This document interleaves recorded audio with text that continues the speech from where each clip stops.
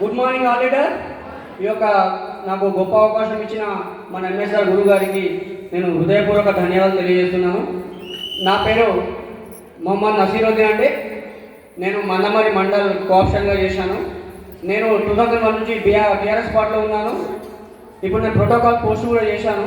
మొన్ననే మాది పదవి కూడా అయిపోయింది. నాకు 4 హార్వెస్టర్లు ఉన్నాయండి. నాకు ట్రాక్టర్ ఉంది. మాది మొత్తం 400 ఎకర్స్ ల్యాండ్. మా తాతలు 4 మా నాన్న వాళ్ళు మంచుకుంటే మనిషికి 100 ఎకరాలు వచ్చింది. నాకు 25 ఎకర్స్ ల్యాండ్ ఉందండి. నేను ఒక కాంట్రాక్టర్ను కూడా పంచాయతీరాజ్లో నేను సివిల్ కాంట్రాక్టర్ను, లైసెన్సర్ కాంట్రాక్టర్ను. నా నెలకు ఇన్కమ్ అంటే నా బిజినెస్ పరంగా వచ్చేది నాకు 5 lakhs అండి. 1 month పర్ మంత్ 5 lakhs. అందులో నేను డ్రైవర్లకు శాలరీసు అవి ఇవి మళ్ళీ జీతాలు ఇచ్చి నా తరఫున ఒక 70 మంది ఉపాధి పొందుతున్నారు. నేను కాంట్రాక్ట్ ఫీల్డ్లో నాకు తప్ప 70 మంది ఉపాధి పొందుతున్నారు. వాళ్ళకి మంచి ఒక ఉపాధి ఇస్తున్నాను. దాంతో పాటుగా నాకు ఎప్పుడైతే పదవి అయిపోయిందో నేను మొత్తం నా బిజినెస్ మీద దృష్టి పెట్టాలనుకున్నా. కానీ ఏదైతే మా విలేజ్లో సింగరేణి సేవా సమితి ద్వారా మా యొక్క రజిత మేడం అక్కడికి వచ్చి వాళ్ళకు ట్రైనింగ్ క్లాసెస్ ఇస్తూ ఉంటారు. అందులో మా మిషన్స్ కూడా వెళ్ళినప్పుడు మా అక్కడ తెలుసుకున్నారు. అంటే విలేజ్లో ఎవరు ఏంటిది ఏంటని తెలుసుకున్న తర్వాత ఇలా స్టూడెంట్స్ ఇట్లా ఉంటే బాగుంటుంది, ఇలా వస్తే బాగుంటుంది చాలా మంది చెప్పుకొని నాకన్నా ముందు మా విలేజ్లో సగం మంది జాయిన్ అయిపోయారు. కానీ మనం దొరుకుతామా వీళ్ళకు? రాజకీయ నాయకుడు దొరుకుతాడా వీళ్ళకు? దొరకడు. కాబట్టి రైతాంగం ఒక రోజు డైరెక్ట్గా మా ఇంటికి వచ్చి సార్ వెస్టేజ్ ఇట్లా ఉంటుంది అట్లా ఉంటుంది అంటే నేను అడిగే చెప్పిన, మేడం మీరు అన్నీ దూకు మేడం, మీరు వచ్చారు కదా మీరు పని చేసుకొని పోతే అయిపోయింది. లేదు సార్ ఒక్కసారి మీటింగ్కి రండి, మీటింగ్ విన్న తర్వాత మీకు నచ్చకుండా చేయకండి అని చెప్పారు. సరే అని చెప్పి ఎప్పుడు ఉంది మీటింగ్ అంటే 3 daysలో మన ఎంఎస్ఆర్ గురువు గారిది విజయ పద్మావతి గారిలో పైన మీటింగ్ ఉంది. ఆ రోజు నా దురదృష్టం ఏంటంటే ఒక మీటింగ్కి వస్తే మళ్ళీ విలువ అనుకున్నాను నేను. అంటే ఒకసారి వచ్చి పోండి, నచ్చకుండా రాకుండా నేనేమనుకున్నా అంటే ఒకసారి పోయి వస్తే ఇక పోవడం అవసరం ఉండదు అనుకున్నా వాస్తవంగా. కానీ ఏదైతే గురువుగారి మీటింగ్ ఎట్లా వచ్చిందంటే నా బాధలు చెప్పుకుంటే అది వర్ణాతీతమండి. పొద్దున్న మా ఎంపీపీ గారు ఇద్దరం కలిసి అలా కారు తీసుకొచ్చి మంచిగా సర్వీసింగ్ ఇచ్చినాం. నేను పొద్దున్న రెడీ వచ్చినాం కానీ మీటింగ్ 2 o'clock ఉంది. ఆ సర్వీసింగ్ అంటే కార్ 2 o'clock ఇస్తా ఉన్నాడు. మా ఎంపీపీ గారికి మళ్ళీ మాకు మండలం నుంచి ఫోన్ వచ్చి చిన్న మీటింగ్ ఉంది రమ్మని. నేను ఎంపీపీ గారు ఇద్దరం కలిసి మండలికి వెళ్ళినాం. మళ్ళీ ఆ మండలంలో మీటింగ్ అయిపోయిన తర్వాత నేను డైరెక్ట్ ఇంటికి వెళ్ళినా 1 అవుతుంది. నేను నమాజ్కి వెళ్ళి ఇంటికి వచ్చి తిన్న తర్వాత కరెక్ట్ 2 అవుతుంది. కానీ రజిత మేడం ఎక్కడికి వెళ్ళారు? పెద్దపల్లి గురువు గారికి ఆల్రెడీ ఎక్కడ కూడా మీటింగ్ ఉండే. వీళ్ళందరూ పెద్దపల్లి మీటింగ్కి వెళ్ళారు. కానీ ఏం చేశారు మేడం అంటే మన రామచంద్ర రెడ్డి సార్కి మెసేజ్ పెట్టారు నా నెంబర్. రామచంద్ర రెడ్డి సార్ నాకు ఎవరో తెలియదు, రష్మిత మేడం తెలియదు. సో ఇది ఎవరో తెలియదు, వెస్టేజ్ తెలియదు నాకు. సరే అని చెప్పి నంబర్ తీసుకున్నాను. అక్కడి నుంచి నేను రావాలంటే నాకు వెహికల్ ఉంది, కారు. నా కారు తీసుకొస్తే ఎంపీపీ గారు కారు పొద్దున సర్వీసింగ్ ఇచ్చిన మంచిర్యాలలో దాన్ని నేను తీసుకెళ్ళాలి మళ్ళీ. సరే అని చెప్పి నా లైఫ్లో ఫస్ట్ టైం ఆటో ఎక్కి ఈ వెస్టేజ్ మీటింగ్ కోసం మంచిర్యాల లక్ష్మీ టాకీస్లో దిగిన. ఆ లక్ష్మీ టాకీస్ నుంచి వెళ్ళి మళ్ళీ ఆటో తీసుకొని ఇక్కడ హరీన్ మేస్త్రి గ్యారేజ్ ఉంటుంది, ఆ గ్యారేజ్కి వెళ్ళి ఎంపీటీ గారి సర్వీసింగ్, ఆ కార్ సర్వీసింగ్ అయిపోయింది, రెడీ చేసుకుని అప్పటికే సగం తడిచిపోయినా నేను. ఎందుకంటే ఏసీలో ఇది అలవాటు కదా, బాగా చల్లగా ఉండాలి కదా. మళ్ళీ ఇమీడియట్గా కార్ ఆన్ చేసుకుంటూనే మళ్ళీ ఏసీ ఆన్ చేసుకున్నా.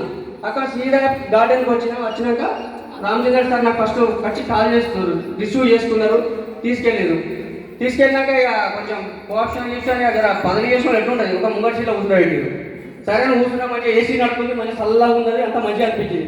ఎప్పుడైతే గురువు గారు వచ్చి స్పీచ్ మొదలు పెట్టాం కదా ఏసీ ఫ్యాన్లు బంద్ చేయకుండా దాకా నచ్చిపోయినా. ఎందుకంటే అక్కడ ఏం జరిగిందంటే ఆల్రెడీ 50% నడుచున్నా మళ్ళీ ఏసీలో కొంచెం కూల్ అయినా అంటే మళ్ళీ మొత్తం నడిచిపోయినా. దానివల్ల ఎందుకంటే నిజంగా చెప్తున్నా గురువు గారు లాంటి ఎంఎస్ఆర్ అసోసియేషన్ దొరకడం మీ అందరి జన్మ గుర్తుపెట్టుకోండి. ఎందుకంటే ఒక మార్పు రావాలంటే ఒక నాయకుడు ఉండాలి. ఒక నాయకుడితో ఒక మార్పు సాధ్యమైనది. ఆ మార్పు నాయకుడు పిలుపు గెలుపు. ఎంఎస్ఆర్ పిలుపే మీ గెలుపు. ఆ పిలుపు నన్ను వచ్చిన వారు ఖచ్చితంగా గెలుస్తారు, 100% గెలిచి తీరుతారు. దయచేసి ఎవరు కూడా దీన్ని ఎంత ఈజీగా తీసుకోకండి. మన మీటింగ్ అంటే భయపడతారు. కానీ వాస్తవం చెప్పాలంటే నేను బ్రౌన్ డైరెక్టర్ని. నేను యాక్చువల్గా నేను డబ్బుల కోసం దేనికోసం రాలేదండి. నలుగురికి మంచి చేయాలని వచ్చిన ఉద్దేశంగా. రాజకీయంలో మంచి చేయాలంటే 4 ఫోన్లు చేసి పైరులు చేస్తే మంచి చేస్తాం అంతే. నా డబ్బులు కావాలంటే పైరులు చేయాలి. కానీ నాకు ఆ పైరులు అలవాటు లేదండి. నేను చెప్పాలంటే కంప్లీట్ డిఫరెంట్ ఉంటుంది. ముస్లింలో కొంతమంది ఉంటారండి, అట్లా కొంతమంది ఉండరు. కానీ పైరులు చేస్తేనే డబ్బులు వస్తాయి. పైరులు చేయాలంటే ఒకరి దగ్గర డబ్బులు తీసుకుంటే అతను పని చేసి పెట్టాలి, అప్పుడే మనకు డబ్బులు వస్తాయి. కానీ మనకు ఆ ఫైల్ చేసేసారు లేదు, డబ్బులు ఇప్పించడం లేదు. కానీ నన్ను నమ్ముకోనేది ఎంతమంది పబ్లిక్ ఉంటారో మినిమం నేను ఒక స్టేజ్ మీద మాట్లాడితే 3-4 గంటలు మాట్లాడుతాను రాజకీయ మీటింగ్లో. 3-4 గంటలు మా పార్టీ ఏదైతే నాకు ఎక్కడైనా కూడా బై ఎలక్షన్స్ వస్తే నాకు ఇన్ఛార్జ్ ఇస్తారు. ఇన్ఛార్జ్ అంటే నా దగ్గర నా బూత్లో మినిమం 20-30 వేల మందిని మెయింటైన్ చేయడం సాధ్యమైన విషయం కాదు. ఆ బాధ ఆ ట్రస్ట్ ఏమిటో నాకు బాగా తెలుసు. కానీ గురువు గారిని చూస్తే సేమ్ యాస్టిస్ అది ఆ బాధ ఎట్లుంటుందో ఆ పెయిన్ ఎట్లుంటుందో నాకు బాగా తెలుసు. ఎందుకంటే ఇంత రెండు తెలంగాణ ఆంధ్రాలో గురువు గారు నాన్ స్టాప్గా మీటింగ్ పెడుతున్నారంటే అది జనగారికైనా సాధ్యమవుతుందా అండి? మనకి సాధ్యమవుతుందా? ఒక బూత్ క్యాంప్ వచ్చి ఒక 2 రోజులు కూర్చోలేకపోయినాం. 2 days కూర్చోగలుగుతున్నామా? 2 daysలో కూర్చోవడంలో 10 నిమిషాలలో ఒకసారి బయటికి వెళ్ళి వస్తున్నాం. కానీ మొత్తం వదిలిపెట్టి ఒక రోజు కూడా విశ్రాంతి లేకుండా జరుగుతున్నారంటే అది మహనీయుడు అండి, ఖచ్చితంగా మహనీయుడు. ఇలాంటి వాళ్ళు 100-100 ఒక్కరు పుడతారని మీరు వినే ఉంటారు. అది మన ఎంఎస్ఆర్ కూడా కావాలి రాష్ట్రంలో సభలో చెప్తున్నా. ఎందుకంటే ఇలాంటి అవకాశాలు ఎవరికి రావు. మీరు ఏ బిజినెస్ చేసినా లాస్ వస్తుంది, ఏదైనా ఉద్యోగం చేసినా లాస్ వస్తుంది, ఏదైనా జరిగినా కూడా డబ్బు వస్తుంది. కానీ ఎంఎస్ఆర్ గురువు గారి చేయి పట్టుకొని నడిచిన వాళ్ళకి ఎలాంటి ప్రాబ్లమ్స్ రాదు. కూడు గూడు గుడ్డ ఈ మనిషికి 3 ముఖ్యం. అంతేనా? తిండి ఉండాలి, బట్ట ఉండాలి, ఇల్లు ఉండాలి. గురువు గారి మాట నేర్చుకుని 3 దొరుకుతుంది. మీకు ఇంకేం కావాలి జీవితానికి? సరిపోదా? ఈ జీవితం చాలా సరిపోదా? ఇది ఒక్కరు గుర్తుపెట్టుకొని దయచేసి మీరు అందరూ బెస్ట్ నమ్ముకోండి. గురువు గారి ఏదైతే వాళ్ళ సిస్టమ్ ఉంటుందో ఆ సిస్టాన్ని ఫాలో అవ్వండి.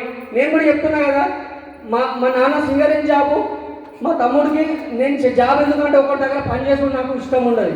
నేనే సొంత బిజినెస్ నా సొంత కాళ్ళ మీద నిలబడ్డా. నేను ఎన్ని ఆ బాధలను చెప్పాలని ఇంకో గంట అయినా ఉడవది. కానీ సార్ నా అవకాశం 2 minutes ఇచ్చి కష్టపడ్డా కూడా